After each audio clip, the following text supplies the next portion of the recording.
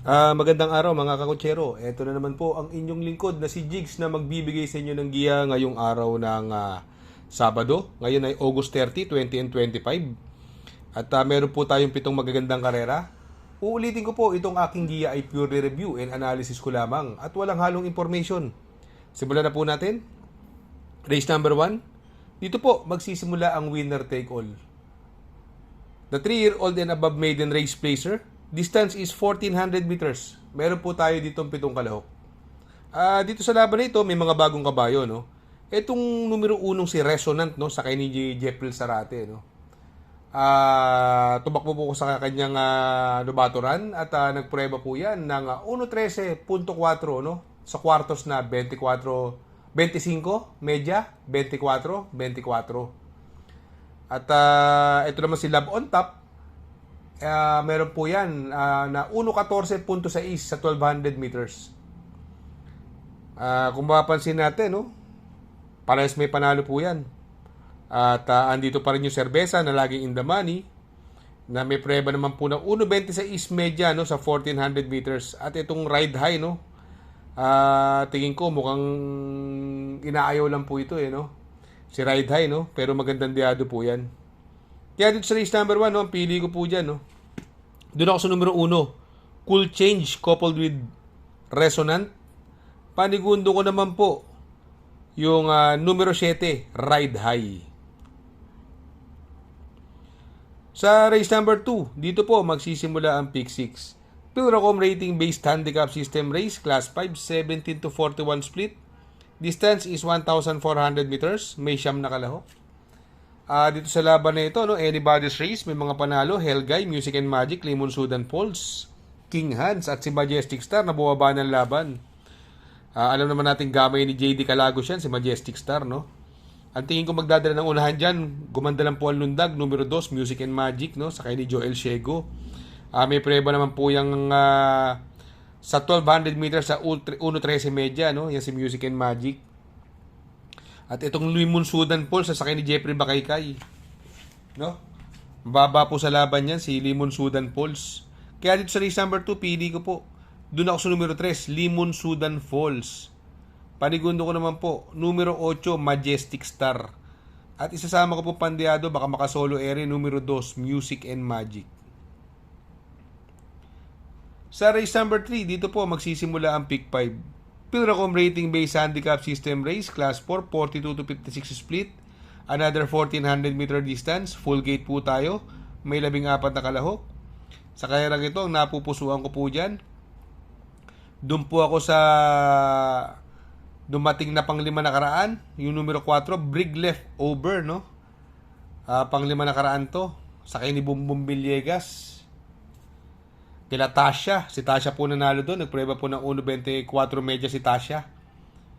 Ang tingin ko magbibigay ng magandang laban yung numero 1 high intensity na sakay ni Marlon Cañete, no? Gamay niya po to. At angkop po ang distansya. Malaki po chance niyan, high intensity, no? At malalakas din po ang lalabanan niya, no? Sila Wolf 359, no? Yan po ang mga ginugrupuhan niyan, eh.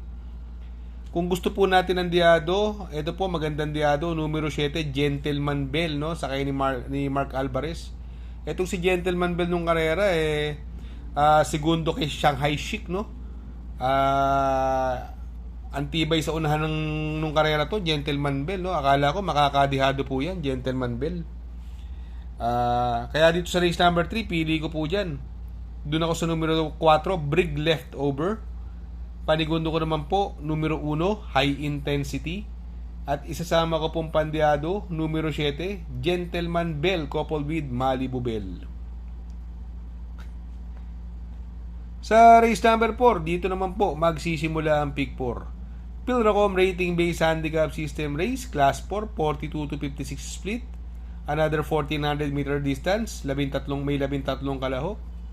Sa karera pong ito, parang napansin ko, sobra naman po ang binaba ng laban itong numero 8 Catbell na sakay ni Uno Hernandez, although 56 ang timbang. Parang grade 1 naman po itong laban na to. Pero sa tingin ko, kung babalik lang po ang buti, mukhang hindi lang binigyan ng importansya nakaraan. Yung numero 4 Boss Uno na sakay ni Joel Shego. Alam naman natin na yan si Boss Uno, Muntik talunin yan si King James, no?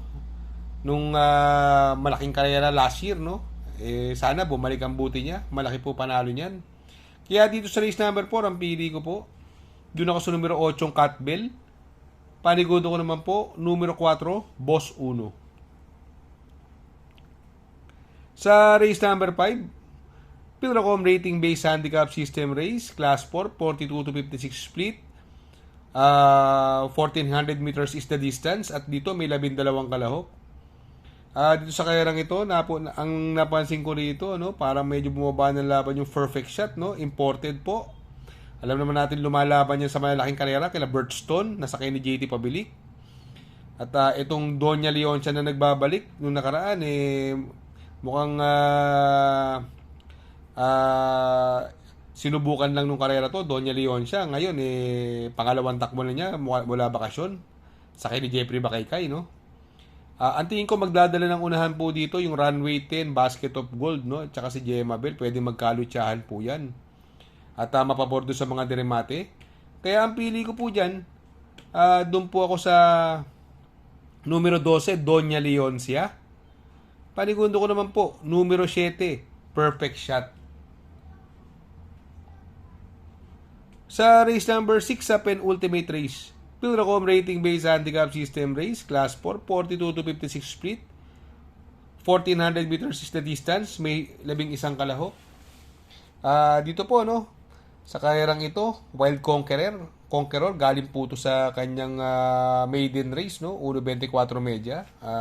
Masyadong mabuti ang prueba nitong Wild Conqueror. Binigay na po kay Jeffel Zarate. Uzi Bound naman, nasigundo po ito kay kay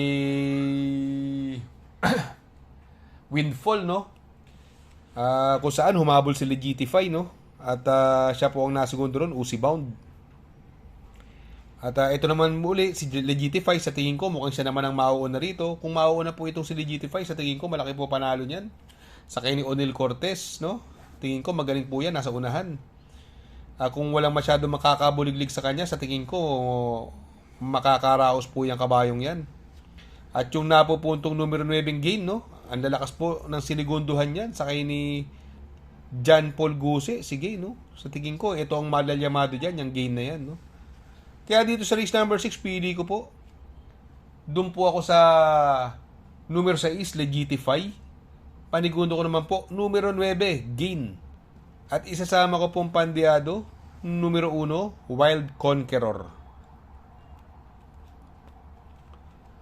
Sa race number 7, sa last and final race, Pilracom Rating Based Handicap System Race, Class 4, 42 to 56 split. Distance is 1400 meters at dito may 13 kalahok.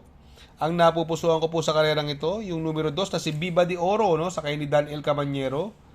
Sa tingin ko, mukhang mahuhusto na to. Nakakadalawang takbo na to mula bakasyon.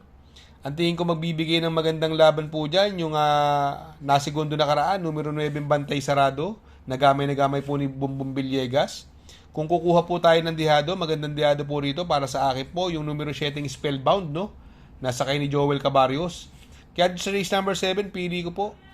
Doon ako sa numero 2, Viva de Oro. Panigundo ko naman po, numero 9, Bantay Sarado. At isasama ko pong pandiado, numero 7, Spellbound. Shoutout nga pala kay Sir Pax ng Barkadahan OTV. Located po siya sa 1139 New Antipolo Street, Corner Vargas. Malapit lang po sa Abad Santos, yung bagong ginawang tulay. Very convenient and attentive po ang mga tao. Pwede po kayong mag-EB at party while betting on racing.